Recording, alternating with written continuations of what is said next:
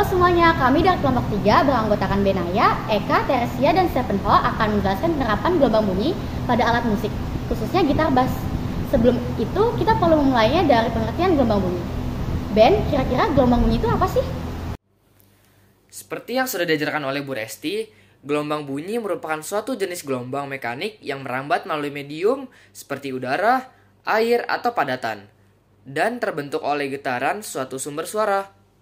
Gelombang bunyi sendiri merupakan gelombang longitudinal di mana energi membuat partikel udara merapat dan merenggang.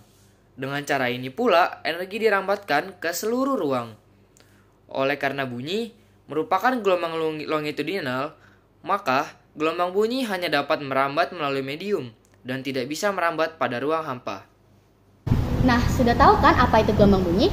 Sekarang mari kita masuk ke pembahasan kita. Seperti yang kita tahu bahwa ada banyak sekali alat musik yang dapat kita jumpai, mulai dari gitar, piano, trompet, dan lain sebagainya. Masing-masing alat musik memiliki bunyi yang berbeda-beda.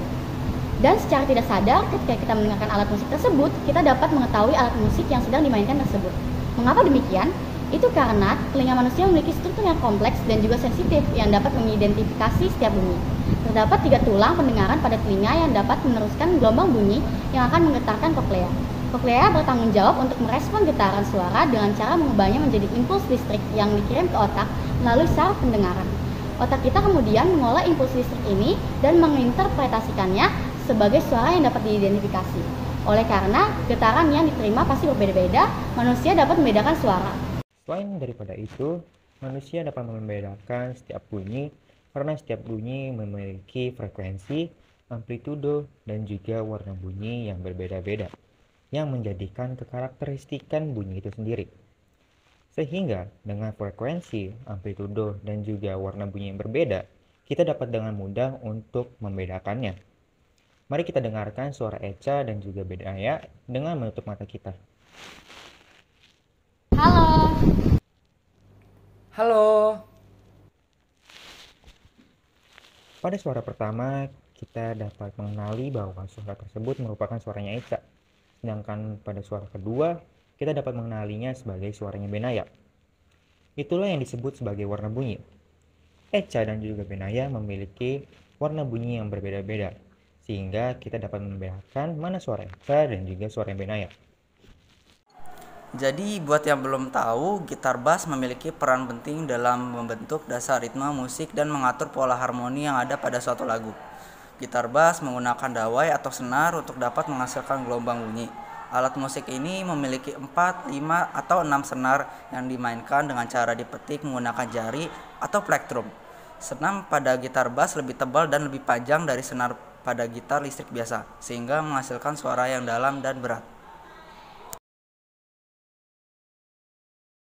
Jadi gimana sih prinsip gelombang bunyi pada gitar bass? Jadi prinsipnya itu, gitar bass menghasilkan gelombang bunyi yang merupakan perpindahan dari udara, di mana molekul-molekul udara saling bergeser untuk membentuk gelombang bunyi. Gelombang bunyi pada gitar bass dihasilkan oleh getaran senar, di mana getaran ini akan menyebar melalui jembatan atau yang kita sebut sebagai bridge menuju tubuh gitar bass. Gelombang bunyi yang dihasilkan akan menciptakan tekanan udara yang bergerak maju dan juga mundur dalam bentuk gelombang atau getaran. Nah, dari getaran tersebut akan menciptakan sinyal listrik yang kemudian diubah menjadi suara oleh amplifier yang dikeluarkan oleh speaker. Oh iya Step, tadi kamu sempat singgung bahwa senar pada gitar bass lebih tebal dan lebih panjang dari senar pada gitar listrik biasa, sehingga menghasilkan suara yang lebih dalam dan berat. Kira-kira apa saja sih yang dipengaruhi oleh tebal dan panjang senar gitar? Ketebalan dan panjang senar mempengaruhi frekuensi yang dihasilkan oleh senar tersebut. Semakin tebal atau panjang senar, semakin rendah frekuensi bunyi yang dihasilkan. Dan sebaliknya, semakin tipis atau pendek senar, semakin tinggi juga frekuensi bunyi yang dihasilkan. Seperti hal yang dijelaskan pada hukum Mersenne menyatakan bahwa frekuensi bunyi yang dihasilkan oleh senar berbanding terbalik dengan panjang senar, luas penampang senar, serta akar massa jenis dan berbanding lurus dengan akar kuadrat dari tegangan senar. Selain itu, ketebalan senar juga mempengaruhi warna suara dan timbre yang dihasilkan. Lalu, apakah tegangan tali dan tegangan juga mempengaruhi suara? Nah, sedangkan untuk tegangan serta gaya yang diberikan pada senar akan mempengaruhi amplitudo gelombang bunyi. Semakin besar tegangan senar dan semakin kuat getaran yang diberikan pada senar, semakin besar pula amplitudo bunyi yang dihasilkan. Jadi begitu pengaruh antara ketebalan senar, panjang senar, tegangan tali, dan gaya terhadap suara yang dihasilkan.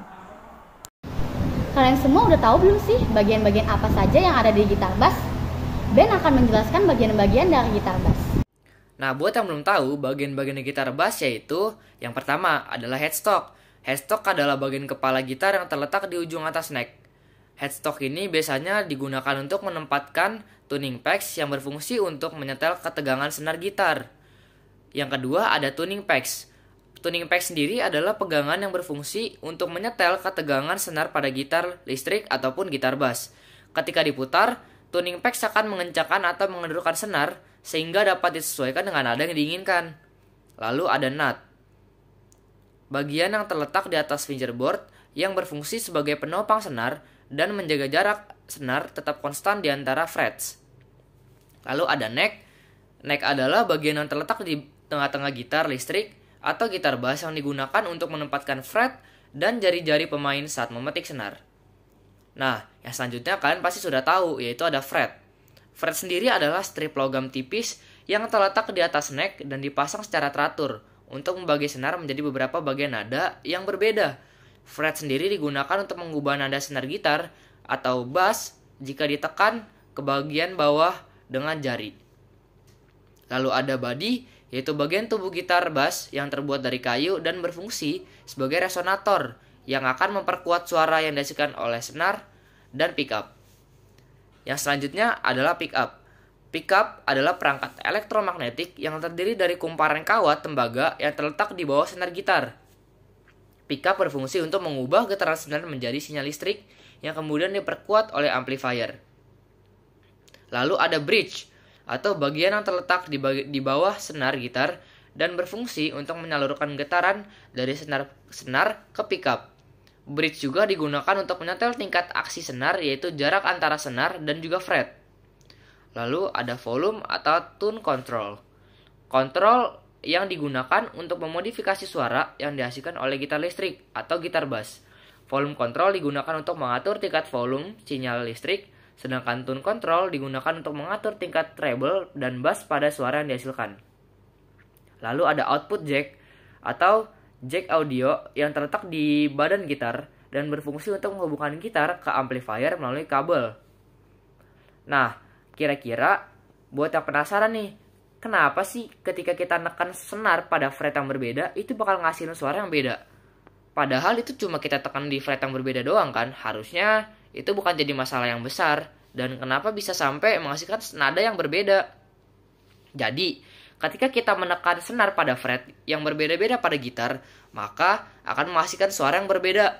Hal ini disebabkan oleh perbedaan panjang senar yang bergetar ketika dipetik pada fret. Saat senar dipetik, senar akan bergetar dan menghasilkan gelombang suara. Nah, panjang gelombang suara yang dihasilkan oleh senar yang bergetar akan berbeda-beda loh, tergantung pada panjang senar yang bergetar tersebut. Oleh karena itu, ketika kita menekan senar pada fret, maka panjang senar yang bergetar akan berbeda-beda pula, sehingga akan menghasilkan suara yang berbeda-beda. Selain itu, posisi fret yang ditekan juga akan mempengaruhi nada yang dihasilkan. Meskipun demikian, terdapat beberapa senar pada fret yang berbeda tetapi akan menghasilkan nada yang sama. Mengapa setiap kunci pada gitar bass dapat mengeluarkan suara yang berbeda-beda? Kunci atau chord pada gitar merupakan kombinasi dari beberapa nada atau bunyi yang dimainkan secara bersamaan. Setiap kunci pada gitar memiliki susunan nada yang berbeda-beda, tergantung pada posisi dan urutan jari yang digunakan pada senar gitar. Kunci-kunci yang berbeda pada gitar dapat menghasilkan suara yang berbeda karena adanya perbedaan dalam susunan nada yang dihasilkan. Misalnya, kunci C mayor pada gitar terdiri dari nada C, E, dan G, sedangkan kunci G mayor terdiri dari nada-nada G, B, dan D. Dalam kombinasi yang berbeda ini, setiap nada pada kunci ini memiliki frekuensi dan amplitudo yang berbeda. Oleh karena itu, ketika dimainkan bersamaan dalam sebuah kunci, nada-nada tersebut menghasilkan harmoni dan rasio frekuensi yang berbeda-beda. yang menghasilkan perbedaan dalam kualitas dan warna suara. Tapi di sisi lain itu, beberapa kunci memiliki nada yang sama namun memiliki oktav yang berbeda. Contohnya nada C dan C kutip. Kedua kunci itu sama-sama memiliki nada yang sama namun oktav yang berbeda. C kutip memiliki oktav yang lebih tinggi daripada C biasa. Demikian presentasi yang dapat kami sampaikan. Melalui presentasi ini kami belajar tentang kebesaran Tuhan dengan bagaimana Tuhan mengizinkan kita manusia untuk dapat mendengar sampai 120 desibel saja. Karena jika kita mendengar suara yang lebih dari 120 desibel, telinga kita akan mengalami kesakitan dan dapat mengalami kerusakan. Dari situ kita dapat melihat bahwa Tuhan sangat baik dengan mengirimkan para ahli yang meneliti hal tersebut agar kita dapat terhindar dari kerusakan pada telinga.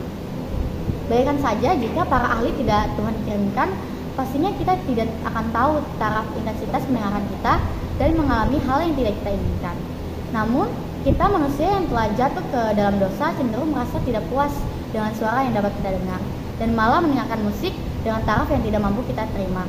Maka dari itu, kita sebagai manusia harus merasa cukup dengan apa yang telah Tuhan berikan, dan kita manusia berdosa ini harus bersyukur kepada Tuhan karena kasih setia Tuhan yang selalu menyertai kita.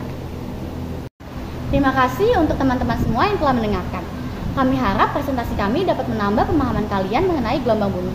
Sekian presentasi kami, terima kasih.